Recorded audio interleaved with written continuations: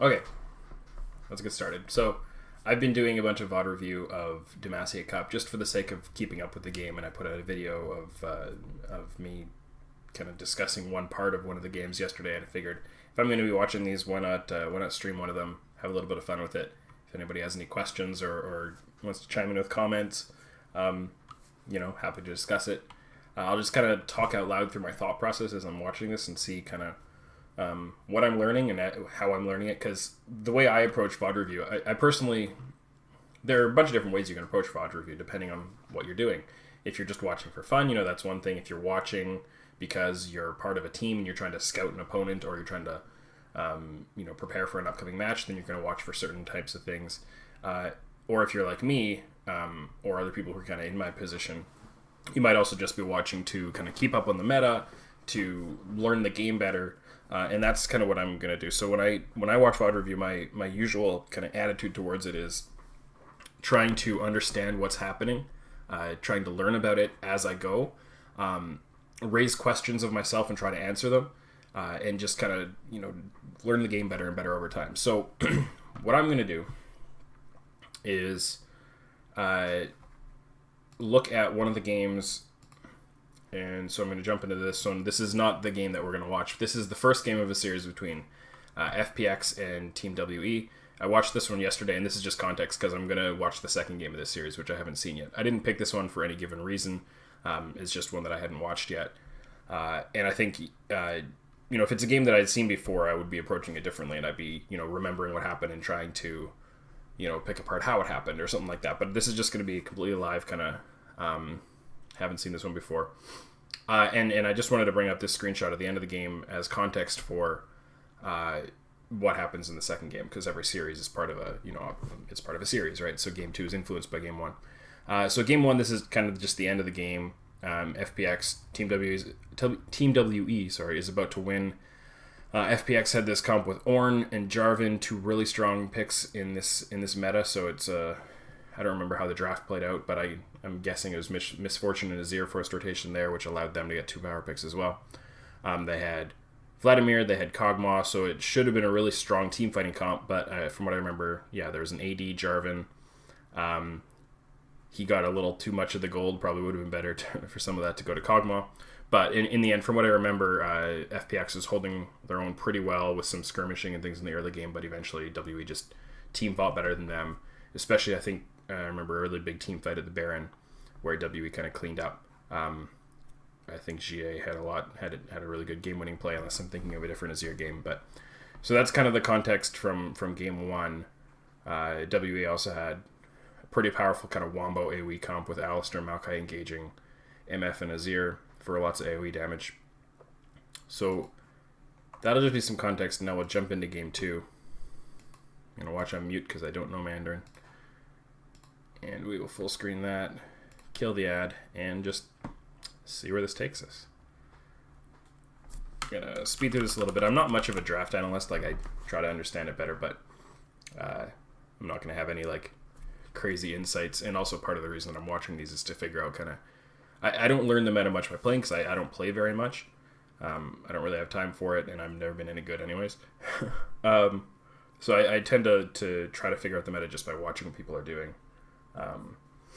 So Shen, Malzahar, and Azir bans for FPX. Azir's been, and Malzahar two really big mid lane picks. Ryze, Sejuani, a very, very common ban. Seems like the most popular jungler right now. Tahm Kench is a little bit of an unusual ban. It's been very much a melee support meta. Tahm Kench, from what I understand and what I see, is very good melee into melee support matchups. He's really good at trading and denying all ins, and then also harassing with his Q, I believe is the tongue lash. Slowing somebody, chaining them down to have big combos. So, all right, let's slow this down a little bit here. So Jarvan, the second most common jungle pick. Not a big surprise as an early pick here, and it did go quite well for them in game 1. Pepper specifically was effective on the Jarvan. We got Misfortune and Ornn, 2 of the power picks. They had choices here. Azir's gone, so you weren't going to go for that. You don't need to pick your jungle because the other jungle's already gone. And Ornn is just a really OP top lane right now. Camille has also been very common. So Zoe's an interesting one. Obviously, she was super powerful at the start. She seems to have fallen off a little bit in popularity. This is, I believe, on the most recent patch, where I think she saw a couple of nerfs. Let's pause for a second after the first kind of round of drafting here and try to see where the draft is going for both teams. So you start with Jarvan, they get Camille. That's a really strong 2v2 early. And going into Ornn, I think you could suggest that their draft is setting up for a top side win condition with the pathing towards top, bullying the top side, invading on the top side. Although Ornn pushes fairly well. I'm not great at early lane matchups, but I'm not sure whether... But either way it can work, because if Ornn is pushing into Camille, then Jarvan can gank. This the kind of the simplest theory of it. If Camille's pushing into Ornn, then Jarvan can invade, kind of either way. So some things that WE might be looking for here is a jungler who can duel the Jarvan if they think he's going to be invading a lot, or a jungler who can counter gank the Jarvan. So that's one thought process there. Misfortune is definitely a lane bully in terms of trades and harass. Ezreal is pretty good in the first few levels, so the supports are really going to dictate that matchup. So that'll be very interesting to see if anybody goes for anything unusual. We've already got Tahm Kench banned at support. Shen is also a support ban these days. Another good melee kind of trading matchup. So these guys are, I want to know what they do with jungle and whether FPX is going to ban anything in jungle that would duel really well, get into the Jarvan. And like defend its own jungle. I don't think Kha'Zix is great at defending his own jungle. He's more get into the enemy jungle and trade and duel with them there. But it's an option. And on FPX's side, I think they want more skirmish power. They're going to want, like, Malzahar would have been great. They're banning Vladimir because we saw him in game 1. Janna. Huh. That's different. Zoe is, oh boy, an ad. That's fun. I don't understand the Janna ban. Yeah, I don't get that one at all. I don't think I've really seen her.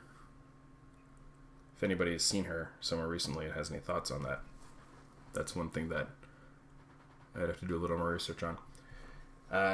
Skirmish comps, Kassadin would be great. You could split the map 1-3-1 with him really well. So there might be other, like Talia would be another, or Ryze is already out. So another, like a mid laner that could do some side laning. That does make sense here and explains why. And Vladimir can also side lane very well. Alistar makes a little more sense. So who would be the other melee supports here that they might go for? Braum. Braum is good into Ezreal, but I don't know if you want to pick him not knowing if there's another skill shot kind of champion for him to be good against. It's an option. You could also pick your jungler here. They didn't ban any junglers. I think they know that there's so many options. There's Kha'Zix. You could also go for Rek'Sai. There are options here, and I guess they thought it was more important to shrink the support pool. So yeah, so Braum, yeah, that's fine. It also gives them disengage for team fighting, and given that you've got Jarvan and Camille who are going to want to dive in, having someone like Braum to disengage them, it's not just about his E, it's also about his ultimate and his Q to defend with that from the team fight engages. So this gives them a lot of good team fight control, given that they've got these kind of diving melee champions for the team fighting. So there's Talia, there's the other side laner for the 1-3-1 comp. And they hovered the Karma. Do they want to go for a ranged support here? If they do, they're going to have a really squishy, like, I'm assuming Pepper's not going to go for an AD Jarvan this time. Tank Jarvan would make a lot more sense to me.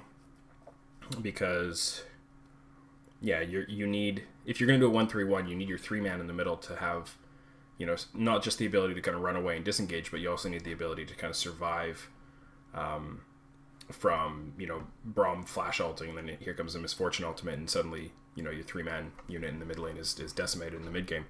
I think you need at least one tank in that 3-man unit to ensure that you've got some CC and some survivability to disengage during your split push. I would go for a melee support here for the same reason. I think you need disengage. Karma could kind of work because you have the shield and the speed boost, but I think Taric, a lot of the melee supports are gone. Like, Tom Kench would have been a lot better for me because he's so good in a skirmish comp, hitting the side lanes. He's good in a 1-3-1 comp because he can disengage. He's so tanky. But Tarek is kind of, I guess, where they felt the melee support pool had dwindled down to. And there's Kha'Zix. Okay, so they're probably looking for... Again, if Ornn pushes into Camille, then this makes a lot more sense because then Kha'Zix can invade onto the Jarvan, which I think is preferable to Kha'Zix defending his jungle from Jarvan invading onto him. Because Kha'Zix benefits a lot from having kind of the first action in the skirmish, in my opinion. Yeah, I don't feel great about this Tarek pick. I think WE's comp...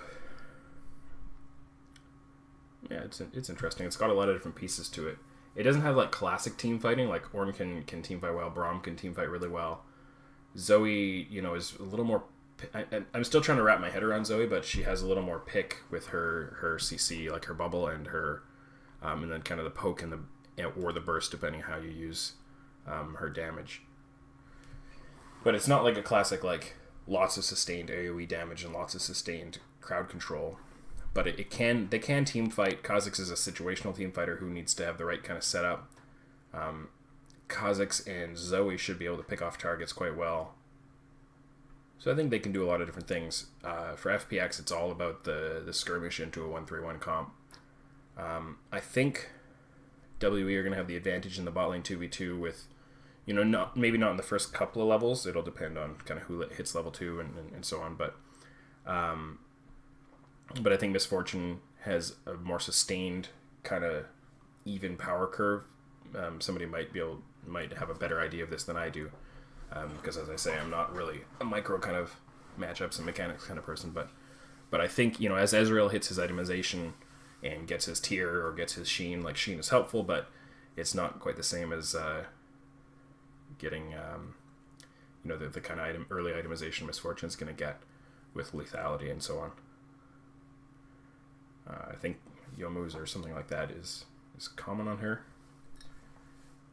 And you can see with the longsword start, Misfortune's trying even harder to get into that early kind of itemization advantage in terms of actual damage output. I'm a little surprised Jarvan is starting with a topside clear. Maybe he's looking to gank the bottom lane knowing that his 2v2 may have a bit of a disadvantage. Or something that I noticed actually related to the clip I put out yesterday, analyzing a Jarvan's pathing, where he started bottom, went top, but he only cleared his red buff, then he went top, and then he came back down again. He might be doing the same kind of thing here, where he's actually starting top. He took his Gromp already. I was thinking he might start blue, then clear a bunch of the bottom camps, and then come back top, and it's kind of a delayed timing on a relatively early gank top. Zoe got a ward onto the red buff here, so they're tracking the Jarvan well. Whereas FPX, they put a couple of wards on their own jungle entrances in case WE was going to contest a camp early. I think this should give Kha'Zix a bit of a pace advantage on his early clear. He got to the Scuttle Crab first, so Kha'Zix has cleared red, wolves, blue, and now his Scuttle. Jarvan will have cleared blue, Gromp. Okay, he's got 4 camps. It's kind of 4-4, but he now has to path back to his top where he's got 1 camp and a Scuttle. Kha'Zix has 1, he can go these 2. They're just kind of taking different routes. The FPX kind of early setup was a little more conservative. The WE one has actually more information right now. So FPX are invading blind onto the Raptors. Taliyah, I can't tell who has priority in the mid lane, whether Taliyah can support this invade or not.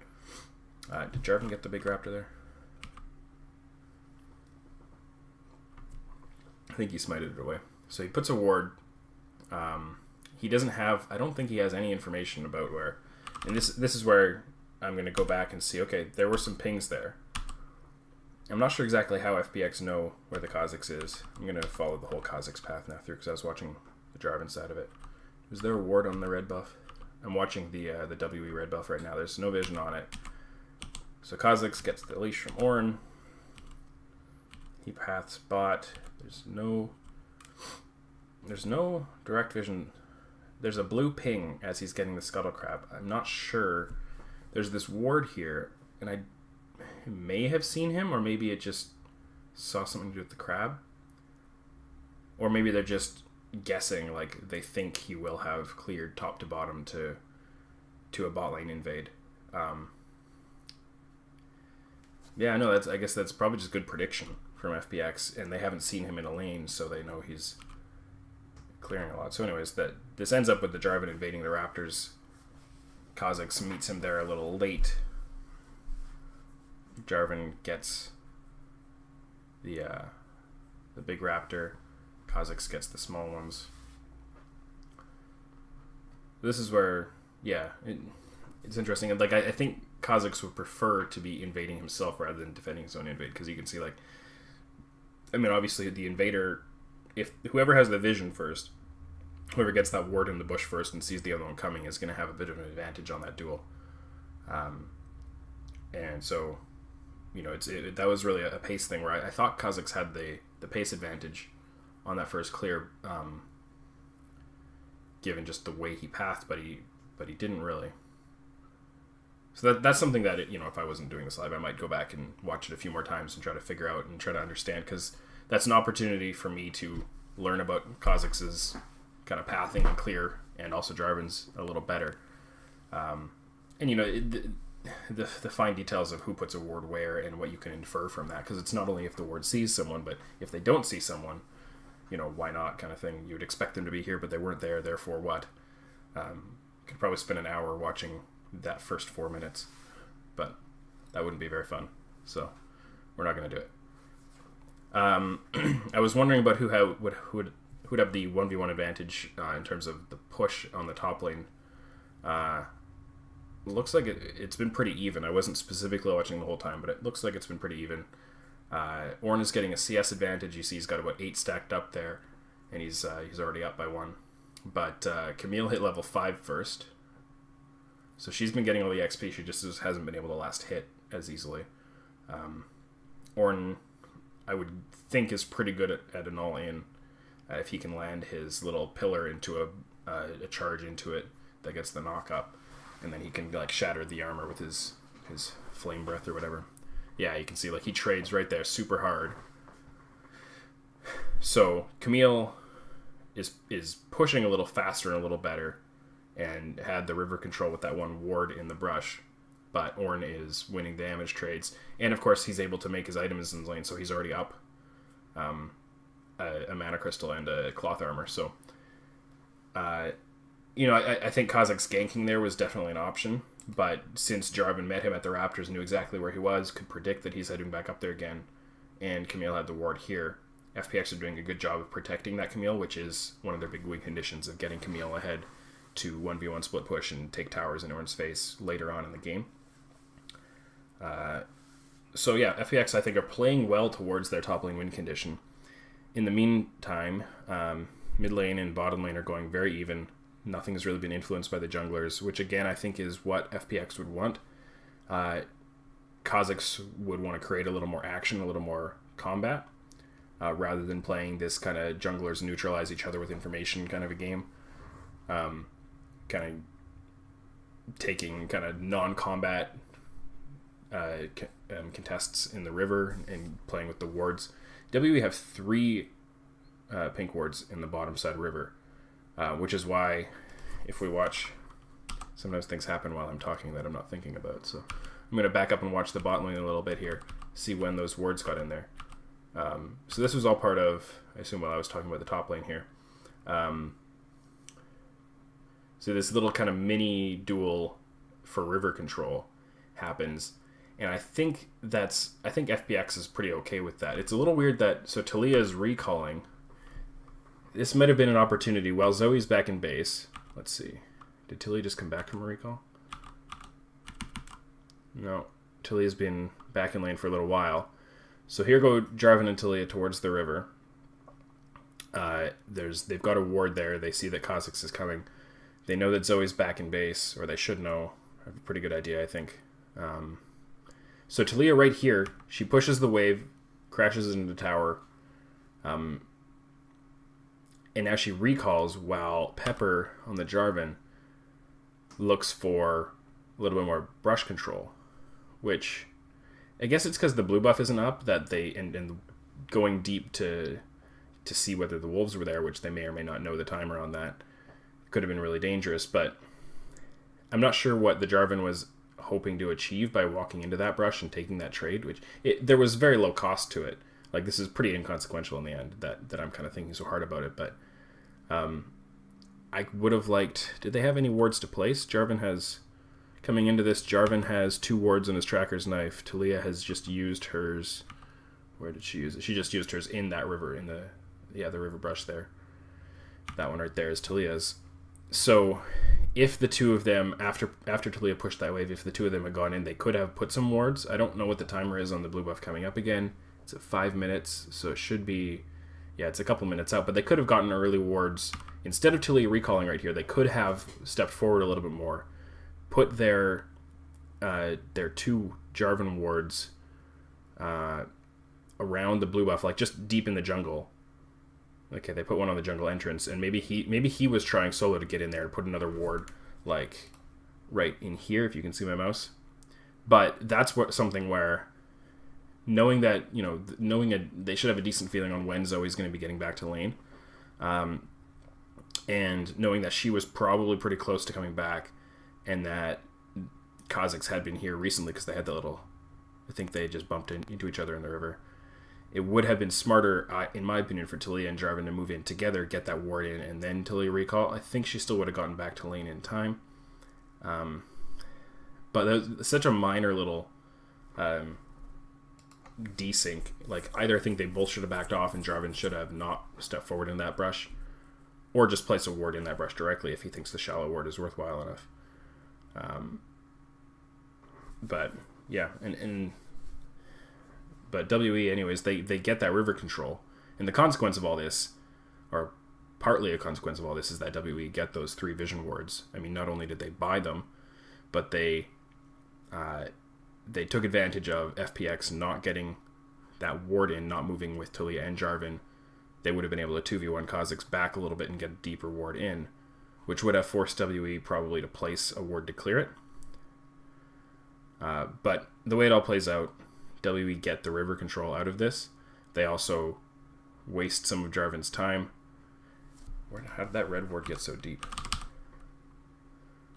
How long is that? It's not been there for very long. So this is all Braum and Misfortune getting the priority in the bottom lane, using that priority to rotate up through the river, join in with the Zoe, who's just returned from a recall, join in with Kha'Zix.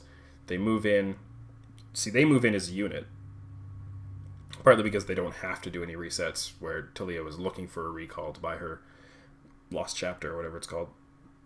So, with that, Kha'Zix plus Braum invade, and Misfortune had stepped up a little bit in case she needed to join and help with the skirmish. They get this ward that watches Jarvan on the Raptors. They have good information on him. Again, WE are tracking Jarvan, and FPX are kind of inferring or assuming where Kha'Zix is, but they aren't getting the wards where they would want them to be to ensure that they have really good information there.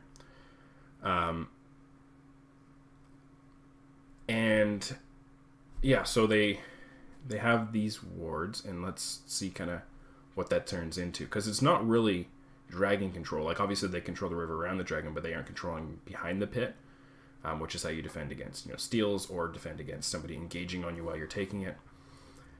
So, and I think the reason I went down this whole rabbit hole of exploring those wards is because right here, where Zero and Mystic take that trade, Ilduov says, your background looks awesome, nicely designed. I assume you mean the background of my office, because I'm just showing a VOD here, but but thank you. Anyways, so Mystic and Zero know that there's not going to be anything coming through the river. There's no strange path that can get past this one control ward here, especially. So when Jarvan comes in looking for a gank, they are, they're positioned in the middle of the lane, but they can easily see, oh, there was a stun on us. All we got to do is back off straight, and we're not going to get engaged on it. They didn't have brush control, so like maybe if FPX had played that, oh no, they do. They've got a ward, so the YouTube controls were over top of it, I think.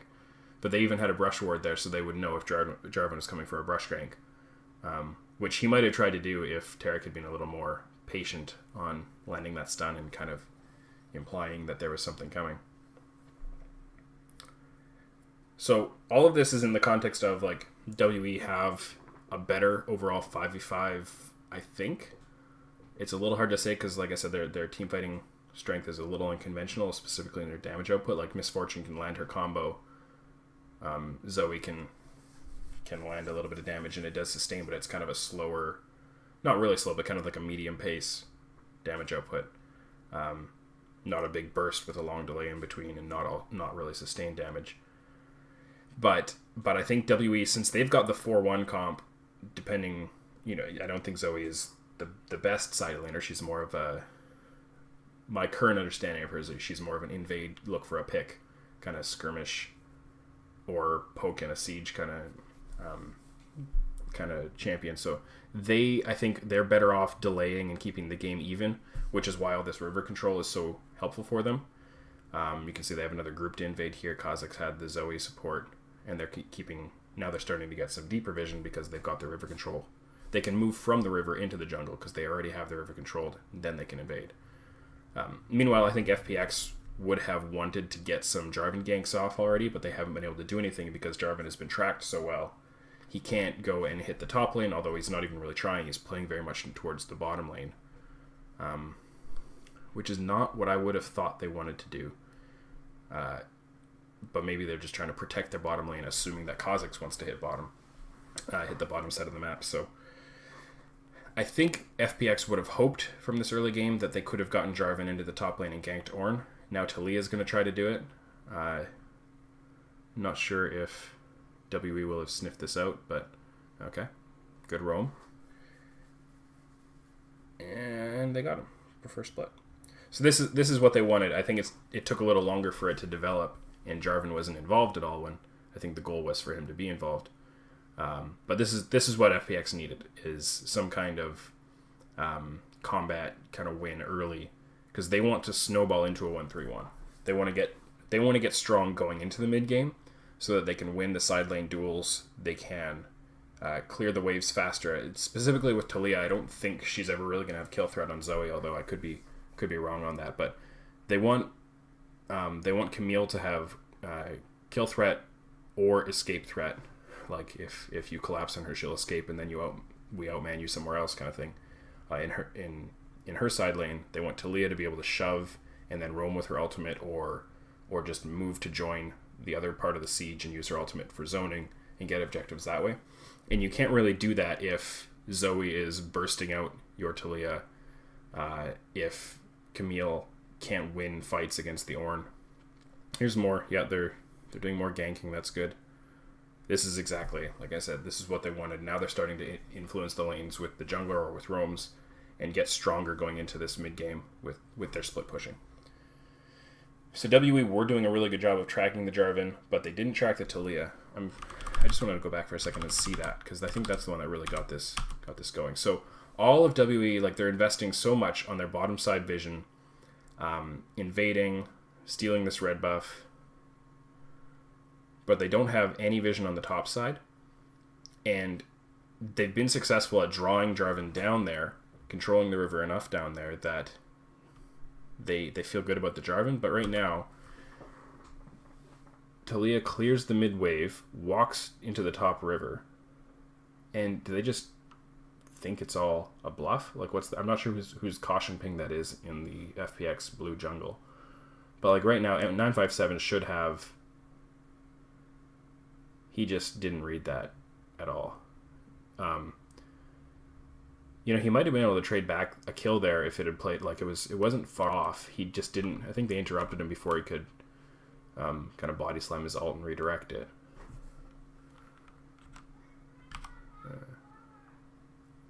Which is a really cool way. I like that you can outplay Ornn that way. I think they stunned him right here. Oh no, he just missed it. Well, they might have stunned him just long enough. Yeah, the little Talia flip there displaced him just long enough that I think he probably buffered his charge, and it was just too late to hit the ult back. If he had done that, I think he would have killed the Camille, or would have been, just that much closer. But even so, like, he had no real reason to be stepping that far forward in the lane. He may have given up some minion wave control if he had respected that more, but anyways, FPX are getting what they want. They get the topside river control and a couple of shallow wards behind the Baron pit. And now ZA was fading towards the bottom side of the lane where they do have vision. They know that Jarvan isn't there, but goes for a trade. Zoe doesn't have the best escapes anyways. And even though Braum is in the river and Kha'Zix is in kind of that area of the map, they're not close enough to help. So this is just W, I think, not playing quite respectfully enough, given that they should be wanting to avoid an FPX snowball, wanting to avoid these skirmishes or these gank situations, and even if they lose a little bit of lane control or like a couple of CS here or there, I think they should have been stalling this out a little more. These really small positioning mistakes that have now cost them 2 kills. And we'll see what happens as it goes, but this is FPX getting what they want, definitely.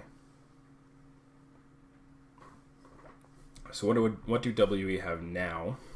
Kha'Zix is having to catch farm in the mid lane. WE do not have teleport on Ornn. He had it down. I think he had teleported back to lane like 30 seconds before he died, something like that. W still, have good. They have a modest lead in the bottom lane. It's even a bigger lead than it looks like because they've got a completed item, a strong early item in the Youmu's on Misfortune compared to a Sheen, a Glacial Shroud, and a Tear on the Ezreal. So they should win those 2v2s quite heavily. They do still have this advantage in the bottom lane. They do still have deep wards in the bottom lane, but Kha'Zix hasn't been able to assert himself at all in the way he wants to, like invading to duel, like ganking if the FPX bottom lane extended at all. Although it would be hard to gank that bottom lane. The Taric stun is okay against Kha'Zix. I think it could be better. Ezreal's mobility, is really good. I just think Ezreal Taric will be hard to gank for Kha'Zix. And now when they get this invade, FPX have the control there. Well played. So WE, I think they didn't have any of the vision control to assert themselves in the top lane. Plus, they've got more strength in the bottom lane. Ornn is probably looking to be a little more self-sufficient rather than getting Kha'Zix's help. But they also FPX have all this vision around the mid lane, and they have for a little while now. Like they had the full top side vision control in terms of the top side of mid lane, which is what allowed Taliyah to get that roam in the first place. So Kha'Zix, doesn't have a lot of options. Really, bot lane was his only option, and it's becoming more and more predictable, and now he's getting punished for it. And it's going more and more. It's still just like a 1.3k gold lead for FPX, but they'd probably like that lead to be a little bigger, and it probably will get bigger as it goes. WE need to calm things down a little bit, but it's hard because on the one hand they want to calm things down and get this into. This would help. Boy, that was not good. There's a pink ward in the tri-brush. Braum and Misfortune go to clear it, and they've got priority. They cleared their wave and moved over to get it. Plus, they've got all the steep vision in the jungle, so they know that they're not going to get jumped by Jarvan, or they are pretty confident of it. And if they do, Kha'Zix can get there. And yet, Ezreal and Taric just walked up to try to contest their vision. They know for sure they don't have Jarvan. They have a dark jungle, and they didn't know whether Kha'Zix was there to jump them too. And they can get all in and bursted pretty quickly. Maybe they thought with the Taric ult they'd be able to deal with it, but he didn't even use it. And it's not worth spending a Taric ult to defend a ward, unless you think you can get a fight out of it, but they weren't going to get a bigger fight out of this. Yeah, he just got CC chained. That was just well played by Mystic and Zero. So that'll help them stay in the game a little more. Generally speaking, though, FPX are still getting what they want. They've got their solo laners getting quite strong. Their comp is really well set up for this 1-3-1. So even though they're losing some control on the bottom lane, I don't think they're in much danger of losing their tower, which would the first tower would be a giant gain for WE to then rotate and get into their own their own map control. I think whoever gets the first tower here is really going to be able to dictate a lot of how the rest of the map gets set up. Wow. So Jarvan almost gets Mystic, who pushed when Braum had fully recalled from the jungle. It was a pretty greedy push from Mystic. Yeah, I mean, it's another lack of respect kind of a moment. Just these small overstays or small mispositions that are getting punished. But this one does work out for WE because here comes Kha'Zix. Does he get return killed? Wow, there's the duel. Well played though. Yeah. See, and then they gain something and they give it right back. This fast active skirmishing, I think, benefits FPX's comp more than WE's. Because even though WE are winning some of them, and they've tied the game back up in gold, more or less, the more of these fights that happen, the more likely it is, in my mind, that FPX starts to win more of them, given that they already had a bit of a lead, that they've got champions. They've got, like, Kha'Zix and Zoe are good skirmishing champions, but Jarvan and Camille, I think, are even more so. It's just that the win conditions for WE seem less oriented towards rolling the dice a little more early, being aggressive and skirmishing. I think, they want to control a little bit more and get into their... This is a bit of an issue that I have with WE's comp with the Kha'Zix, which I think was their last pick of the draft. I think they should have gone for something else. They should have gone for even more control and a stronger 4-man unit in a 4-1, like a traditional 4-1 split push with stronger team fighting. And this is just something I've been thinking about Kha'Zix in general. I've been thinking a lot about him. I tweeted about him the other day, and there's some other stuff coming out. I've been talking to some people about Kha'Zix. This is good. But it's just going to be the one kill, I think. Meanwhile, a 2v1 dive that results in a trade, and then they re-dive for that. So WE are getting a lot here. But I don't know. I'm not a huge fan of Kha'Zix in this comp. It hasn't done, incredibly poorly, and WE are getting first tower out of it. But I think that's more on the back of the decision-making mistakes from FPX on that tri-brush, giving up that tri-brush kill, and then Misfortune just being strong in this stage of the game, anyways. I just don't see what Kha'Zix offers outside of, invading and snowballing for his own right, and Zoe helping him with that. Like, I think if you are looking for a tower dive comp, which Braum can help with, Kha'Zix has the burst for it, but he's not going to tank the tower. Like, a lot of things can work fine. I just don't see the synergy being what I would want it to be.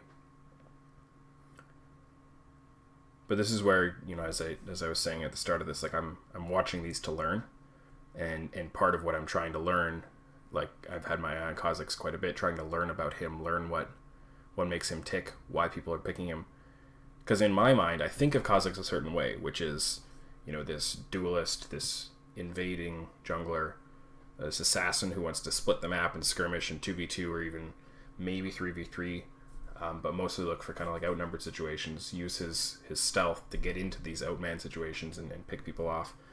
And yet I see him getting picked in what otherwise looks like it would have been a team fight comp, which is kind of what I see from WE in this game. WE are definitely just, as players, better team fighters. As a team, they're better team fighters than FPX, in my opinion. But let's watch that again. Let's look at the setup for this in a second. But just to finish the thought on Kha'Zix, like, compositionally, I'm not seeing a lot about how he fits in. And just because he's individually a strong champion in this meta doesn't mean he's necessarily, like, compositionally a strong champion in this meta. And I'm having a bit of a hard time wrapping my head around how much teams are using him and why. Anyways, WE have vision control of the Herald.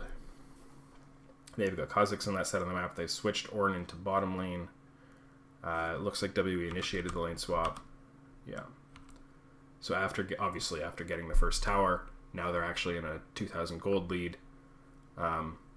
So their bot lane focus has paid off, not as cleanly as they'd like, given that it's 6-5 in kills already.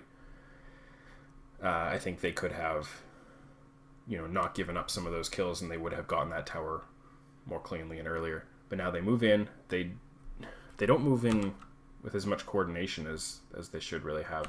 Zoe is clearing a wave in the middle. I'm just backing up a little bit. Sorry for all the time jumps. Zoe's clearing a wave in mid. Kha'Zix is farming his own raptors. And meanwhile, FPX are already moving there as 3 with Ezreal nearby.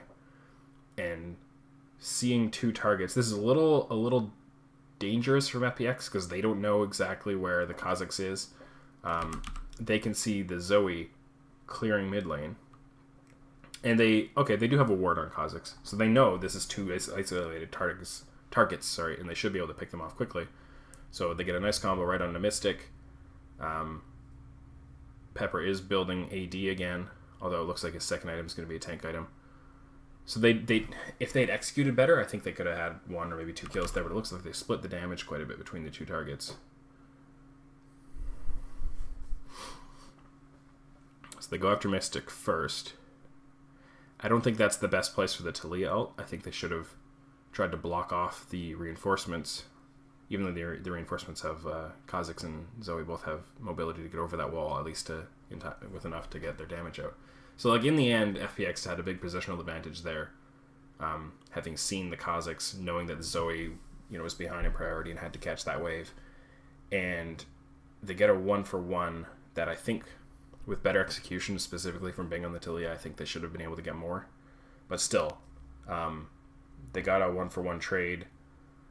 They're using that to put their duo lane on the tower, but they're giving up free.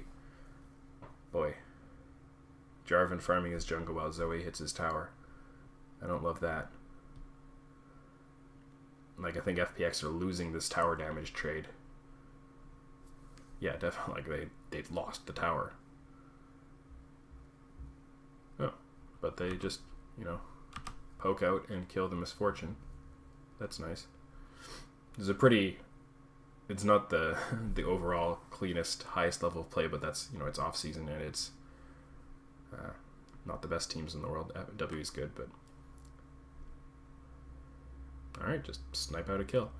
But they're still going to need, they've got that mastery on, or that rune rather on Taric should help definitely take this tower all the way down. Without it, 1 minion left. Yeah, okay. Without it, they might not have been able to get it. They had another wave not far back there, so they were probably going to get it. So in the end, FPX trade the fight 1-for-1. They trade the towers 1-for-1, but I probably would have rather taken the mid tower, so WE, I think, gets the advantage there. And then Condi he's got vision in his jungle, but he knows that they're pushing the wave, or he should have. Did he see them on that?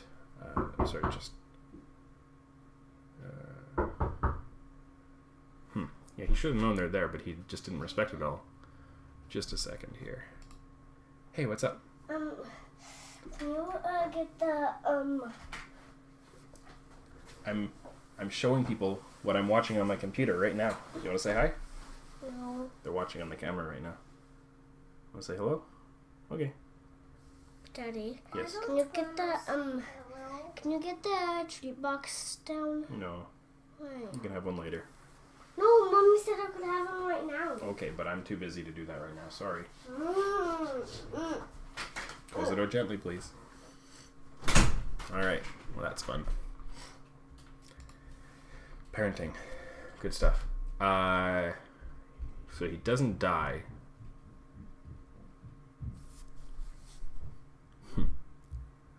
Zero spins his ult to make LWX flash. Here comes the Ornn teleport. Taric ult. He dodges it. Taliyah's on her way. Boy, what a loose game. So in the end, Condi baits in a situation where his team ends up getting a kill, but loses because of Ornn having to teleport up. They lose the tower. Yeah, this game is so, pieces are just jumping all over the place, and stuff is happening, and things are being traded. I don't know. Yeah, they're gonna lose 2 towers on this. You can't just like give away these massive holes in your map formation. It's a 2-for-1 tower trade, obviously, but FPX and WWE have both had these moments where they just have nobody in a lane, and that person just left the lane to go and do something and gives up this massive like objective push. FPX definitely wins that one like so hard. 2-1 in towers, plus they get a Cloud Drake. Yeah, that was a big gain for them. They're still behind, and this isn't really where the comp wants to be, but the good news for FPX is that their Camille is really strong with the 2 kills, even being down a little bit in CS. That's okay. The Jarvan, who's kind of splitting, Deadman's played as kind of more bruiser than tank, but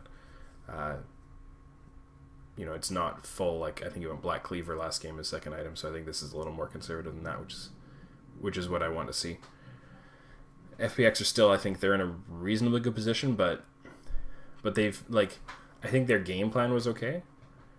But they could have executed, there have been these mistakes. Both teams have made these random mistakes where they give something up that if they hadn't, they'd be in a way better position if they hadn't made these mistakes. But there would be some very specific minor decision making or minor communication mistakes where somebody went somewhere they didn't need to go, somebody kind of took a risk that they didn't need to take, or somebody overstayed in lane when they didn't need to, or when they should have suspected that there was something coming.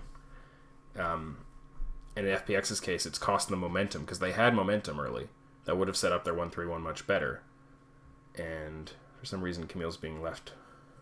I guess the Orange just can't fight her anymore, and so they're just not even trying. They're just going to try to catch the waves at tower or not appear in Camille's lane unless they can 2v1 her. But yeah, and in WE's case, the mistakes they've made have given FPX some of that momentum, which they've later kind of handed back. But I think the mistakes are pretty obvious. Like the coachability from this game would be pretty high because you can point to moments very clearly and say, right here it looks like you made that decision, and here was the consequence. Instead, you should have made this decision. Here are the reasons why and what you should be thinking about. Based on your win. Your win condition is, control. Like for W, your win condition is control the early game, win the bottom side of the map, don't let Camille snowball, and then hit the mid game even. I think is the way I would see this one. And you did this. You didn't respect the potential for a gank here when you should have been playing conservatively, and here was the consequence. So yeah, I think it's pretty easy to see how they should have been approaching this game, and pretty easy to teach the players from this one. But let's see how it continues to go, because now we're right in the heart of the mid game. The game's still quite close. It's a 1,500 gold difference with a dragon on FPX to counteract that gold in terms of overall who's got more resources or whatever. Camille is definitely running rampant. Given that, I think part of the reason the Ornn isn't down there is obviously the lack of teleport. TP being on cooldown means you could easily get outmanned somewhere else by Camille teleporting and Ornn not being able to follow. So I think it's the 2 reasons why Camille's being left alone. One is you just can't duel her anymore as Ornn. You can't stand in lane, and the lack of a teleport. And so FPX are getting... Camille was their biggest win condition, and this is why I think I said earlier, even though they're down a little bit in gold, given that Camille is in such a good spot, they're really actually doing pretty well, all things considered. WE, if they can get a pick here, but the Kazakhs wasn't in position to follow up, and I don't think they had the best location when that bubble landed. But FPX are getting lots of deep lane control on Camille's lane. They don't have deep vision. I'd like to see... I'm just going to check. Camille's ward is on... Her trinket ward is on cooldown. Where did it get put? So I like this when there's at least one ward in the jungle there. It just disappeared and looks like she probably goes to place it again. So she gets that lane shoved. She goes in. She's probably looking to collapse for a 5v4 because you see the Ornn. He has no teleport, but but it wasn't there. Position wasn't there. So yeah, she puts another ward there. And I like having that one ward there. And then... So you're defending the Camille's really deep split push with the one ward, which is just covered up by this red ward. So I think it's still there during this time. Yeah. But then you use the bodies and the vision of the rest of your team on the other side to see how many of the other team can we see, and that way you detect whether somebody's kind of split off from that group to go and gank bottom, whether that's the Zoe or the Kazakhs or someone. So you really only need, and this is something that I saw a lot of from Cuvée from Samsung during Worlds. It looks like Ornn is trying to all in the Camille. Burned the flash. Well played. I didn't think Ornn could even duel that well. And you can see Gimgurn suspects that there may have been somebody else coming there to help out with that. Runs all the way down the lane. But now he's just sustaining back up. This potion... Okay, now he's going to leave the lane.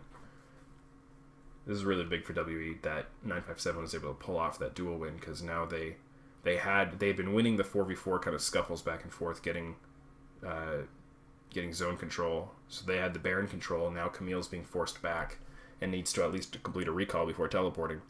And so they were able to kind of threaten the Baron there. They drew out the Talia ultimate to check it. Now they're pushing forward, putting bodies in the jungle, burning summoner spells. They're really setting themselves up for this 4-1 control where Ornn is at least, not letting towers fall in the bottom lane. Now he's got his teleport back, but he just spent it to threaten that team fight there. But this is the formation that WE wants, is 4 people controlling the Baron area and pushing forward, with Ornn kind of protecting the bottom lane. So and there comes the Ornn teleport, but with the Taric ult and FPX disengaging, that's what they needed to do as well, is not allow the full 5v5 to happen, because they don't have, like, Taric's ult, I tend to think of it as a 5v5 ult, a team fighting, like, whether it's disengage or whether it's part of an engage that your engagers can jump in and get a couple seconds of invulnerability as part of their engage, but it can also be used in this like split push defense. The 4-man pressure is coming up here, and FPX makes sure a fight doesn't happen at all. It's not only to help win a fight, it can also be to prevent a fight from happening, and that's how they used it there. And that was a good use of it as well.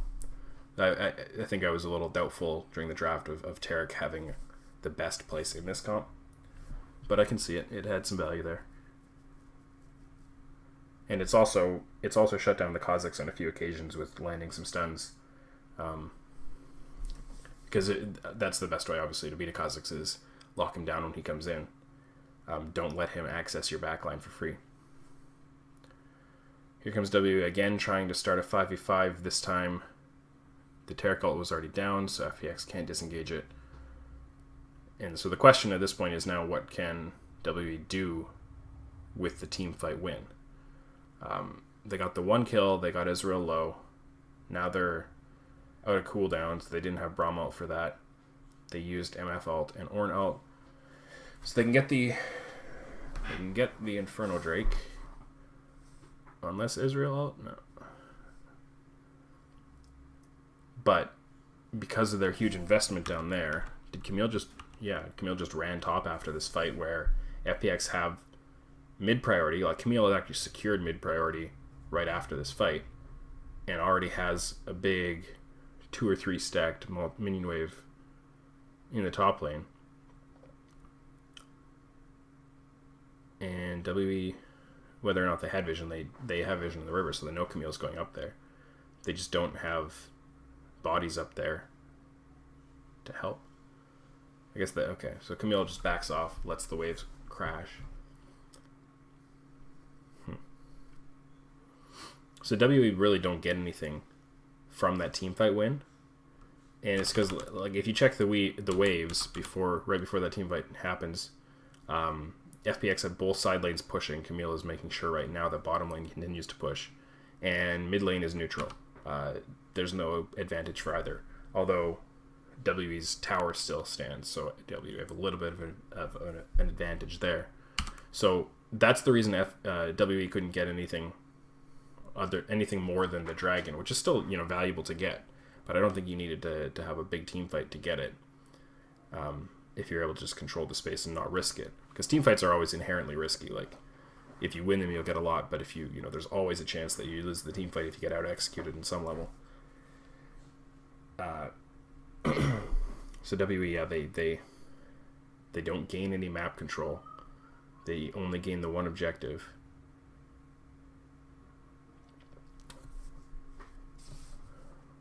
If they didn't have to go top and catch that wave, they would have been able to potentially follow up their dragon take, or even pair the dragon take if they'd won the fight harder with an invasion. You know, send a couple of bodies to get some deep wards and set up for the next play.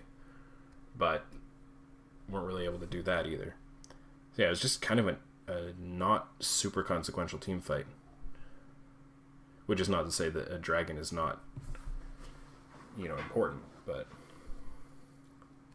at this stage in the game, you want to win your team fights harder, and you want to get something really good from them.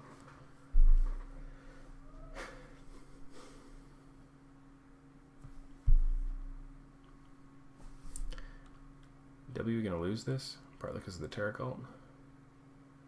Okay, let's just go to neutral. Neutral team fights, I think, are more favorable to FPX because they should... Well, the WE didn't use Misfortune ult, they used Ornn and Braum ults, which are really important team fighting tools for them. FPX just used... Okay, they used Terra Cult and Reply.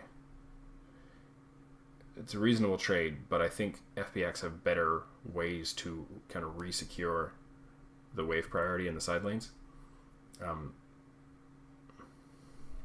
just trying to think about, like, when WE goes at a team fight, how do they feel about it if nothing really comes of it? Like, if nobody dies, or if it's a 1-for-1, if there's no opportunity after the fight for WE to get a big gain and take an objective, is that good for them or bad for them? In this case, since they burned the Terra Cult and then they just stay grouped, they have all this Baron vision, they're able to kind of re-engage and get something from it. So in that case, you know, it worked out well for them. And wow. So this is all about the re-engage. So Terra Cult is down, which is like by far the biggest tool FPX have to disengage these fights and avoid getting rolled over in the 5v5. Because their comp, you know, in a straight 5v5, if you just repeatedly smash their heads together 5v5, WE should win these fights with Ornn, Braum, and Misfortune specifically. Ezreal can have a really long fight, but, you know, in an intense 5 to 7 second fight, I think Misfortune's going to do a lot more. So FPX are kind of backing off, licking their wounds. They need to wait for Terra Cult if they're going to have a chance in another team fight. But they can't afford to do that because WE have all this Baron vision. They've turned around the side lane control and gotten it back themselves. FPX have no choice but to, you know, stay at least in the general region of the Baron, because they've got, looks like the Scuttle Shrine. So they'll be able to see if WE goes for it, although it just timed out now, and I'm sure they knew it was going to time out soon. But, you know, just because you can see them doing it doesn't mean you can get there in time to stop it.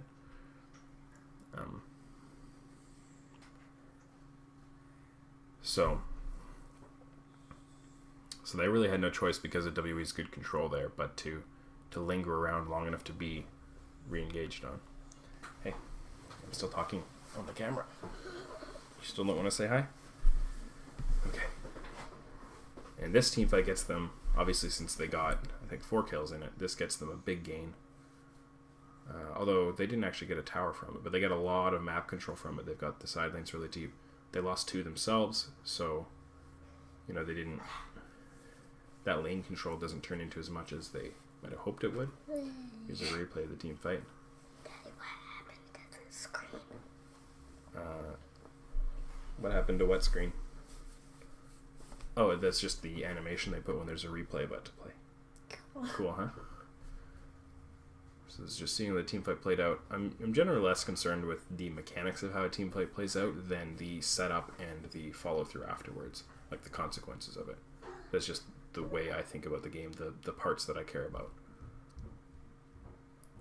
W gets another pick around the Baron, using all of that Baron vision control they have. They've got nobody in the bottom lane. Like, this is not a 4-1, like, Baron is one pressure point, bottom lane is the second pressure point, because Ornn may be able to defend himself from the Camille, but the longer this goes, I think, the less Ornn can hold up in a 1v1 duel. He's not going to want to extend himself and allow Camille to chase him down a long lane. Is this where it starts to go wrong for WE? Because it looks like they have pretty good control of the game at this point. If FPX aren't consistently owning the side lanes, then WE are in a really good position, because they can continue to just control an area as 4 or 5 people and either use teleport or just use 5 bodies altogether to own that area, force FPX to face check into them, and take 5v5s whenever the Terror Cult is down. Like, force the ult back off, force again before the ult's back up, like they did before. And you can see FPX are continuing to be drawn into kind of this Baron vortex, and they're slowly falling behind from it. WE are getting gains off of that. Now the jungler's down, so WA should be able to secure this. Colin, What? I want a puzzle that's downstairs. Okay? Can you go get Victor a puzzle, Calvin? This is a good Baron defense from FPX. I don't think they really had a chance of winning that fight 4v5, but they, with the help of the Baron's damage, of course, they got a pretty good setup from it.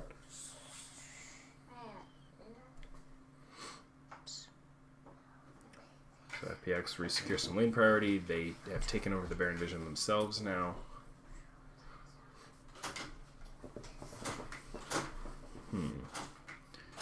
So FPX, their situation now is that they either want to find WE setting up for a Baron poorly and punish them for it by picking off somebody on the edges, or landing like a really good Jarvan engage into Ezreal and Camille burst, maybe with Talia adding her burst there, and like secure a couple of kills that way. I don't know if they really want to walk in as 5 men unless they can see, which I think they can right now. Alright, let's pause for a second. Okay. You go with Victor. Okay? Yeah, you gotta go out now. Okay? You sleepy? Not right now, okay? Maybe later. Because I'm busy right now, sorry. You have to go out. Puzzle you can get from upstairs, the Paw Patrol. Go out now, okay? I'll come out when I'm done working. Daddy, when are you going to be done? In a little while.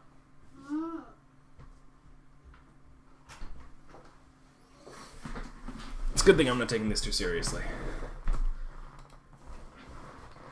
Anyways, did I back up on this, or FPX? I was saying I don't feel great about them moving in as 5 men. That's right, but they could see they had mid lane priority, so they know they're not walking into a 5v5. They know that Zoe and Kha'Zix are actually there clearing mid lane together, so they can find 2 isolated individuals. Again, Mystic and Zero being isolated. They couldn't pick them off because maybe the Camille off screen. No, ended up kind of solo diving. Yeah, see, even when they had this opportunity, it's like the last time when they tried to pick off Mystic and Zero together and they just couldn't kill them fast enough to take advantage of them being out of position. So they tried, it backfired. And again, that's a situation where I was saying in the early game over and over, like, this is a comp that really wanted to be ahead, have a really strong Camille, a really strong like Jarvan and Talia, that they could burst these isolated targets and win the skirmishes before the skirmish gets drawn out and turns into a 4v4 or a 5v5. And given that FPX didn't have a gold lead there, their Camille sure is strong, but their Jarvan, doesn't either have enough damage built to help out enough with the burst, or doesn't have enough tankiness built to like go under the tower and help finish off that kill. He had to back off. It's just there wasn't enough of a gold lead for FPX to like assert themselves the way they really wanted to. And as a result, they lose 2 kills, they lose the Baron, they lose an Inferno Drake. So it's been a bit of a wobbly path getting here, but I think this is where you would have said the game would land, given if you were told that FPX did not manage to kind of snowball the early game, get the Camille like really meaningfully ahead. Because compositionally, WE should have an easier to execute strong late game. Of course, then this happens. Gotta pause to see the setup. Kha'Zix is at the enemy red buff without bottom lane being pushed. Like FPX have their wave past the river. Ornn is catching farm quite deep as well. And I need to learn something. What is it? What's that game where you say Vig's name again? Rayman. Very important information. So yeah, like FPX have side lane control, and yet Condi is still solo invading with everybody on his team either in mid lane or higher. Like, can't get to him that quickly to help, so he can't help when his mid lane gets engaged on. FPX capitalize well on their map priority, given their side lane minion control.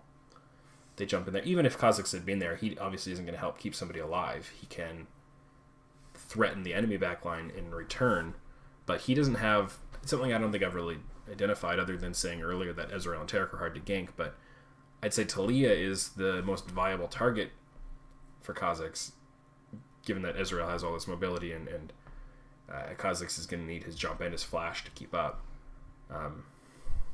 But it's pretty hard for Kha'Zix to kind of counter-threaten in a team fight, which comes back to this whole, like, I don't really see the place for Kha'Zix in this kind of a comp, this kind of a 4-1, like, traditional, hold 2 zones of pressure, control on the map. He really wants to be fighting 2v2s, 3v3s, and no-man situations, not 4v4s. And he really, you needed Ornn to be able to help disengage that fight, and you needed Vision and,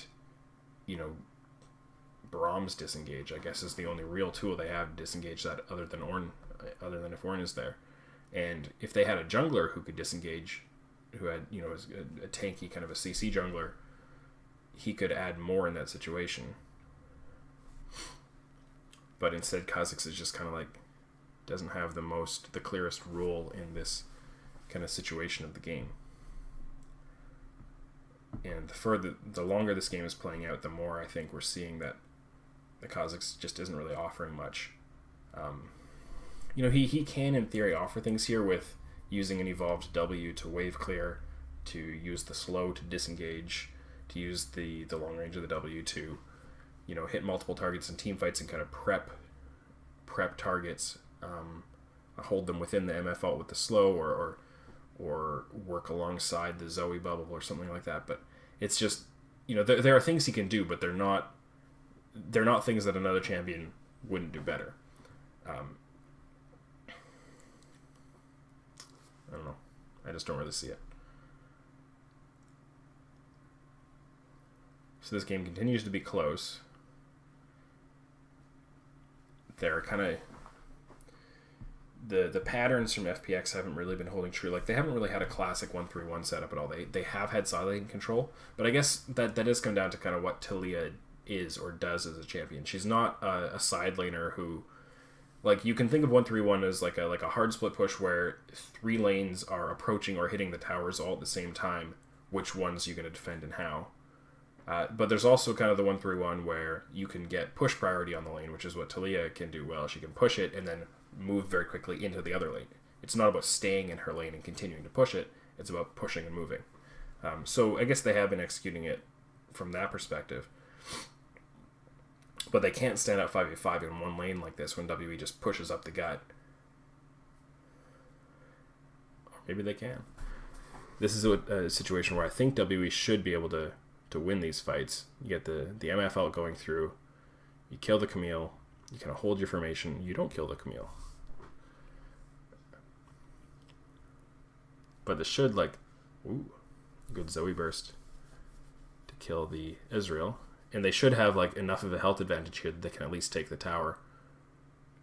yeah, see this 5v5 WE should, like, they definitely, if they can front to back line it, they've got a big advantage compositionally. Even with that Terror Cult, it can't extend the fight long enough. But now WE, this is all going to go wrong for them. So the Kazakhs died in the fight, because here he goes diving under tower against people with Sonyas.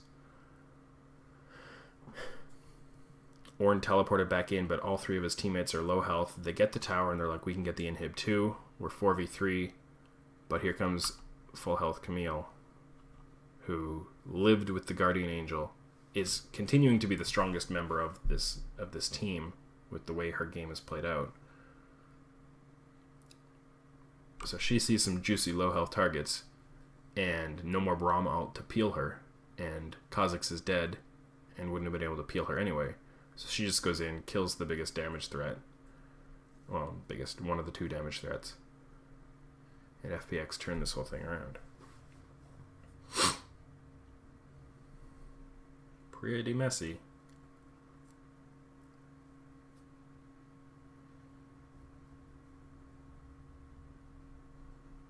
So now we've got 4 members of WE down. Kha'Zix is up in 15, but the other 3 are down for at least 30 seconds.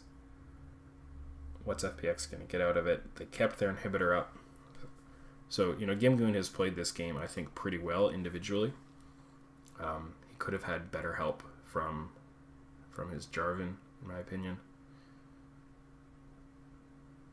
But I think he's done the right things throughout the game overall.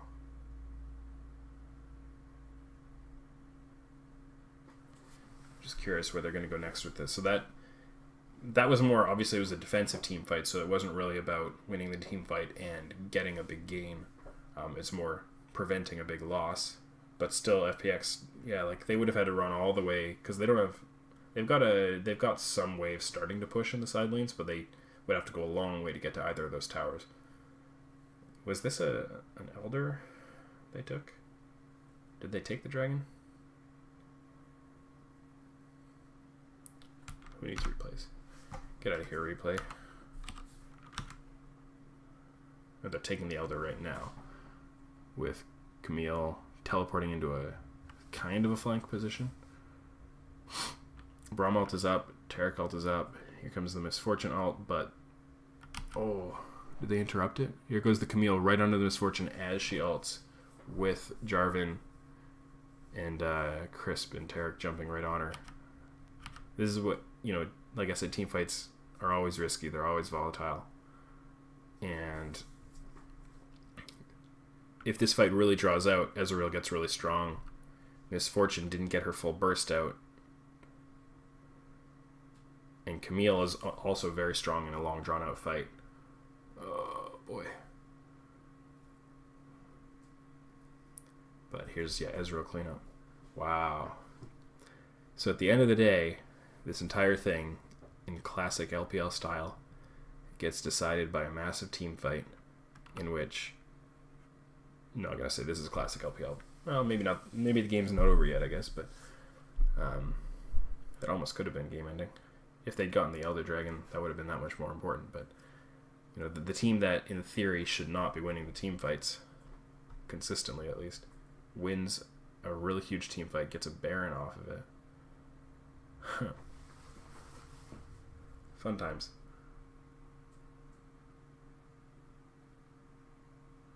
You're going to save the inhibitor from the minions? I think so. Talia should be fine. No super minions, of course.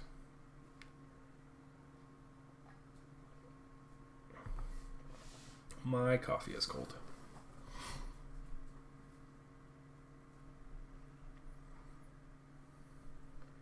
So the Ornn ultimate lands on the Tarek and the Ezreal, but there was absolutely no follow-up threat from it. Misfortune ult came in later than that. And what did Zoe do? What did Kha'Zix do, potentially even more importantly? Ezreal kind of isolated himself, but didn't get punished because Talia went down instead.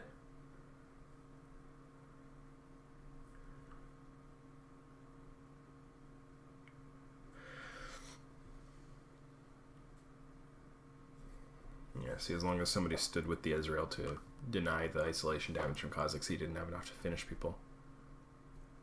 He needs help to burst a target out, especially this late in the game. Hey, more team fighting. And gm2 is cleaning up.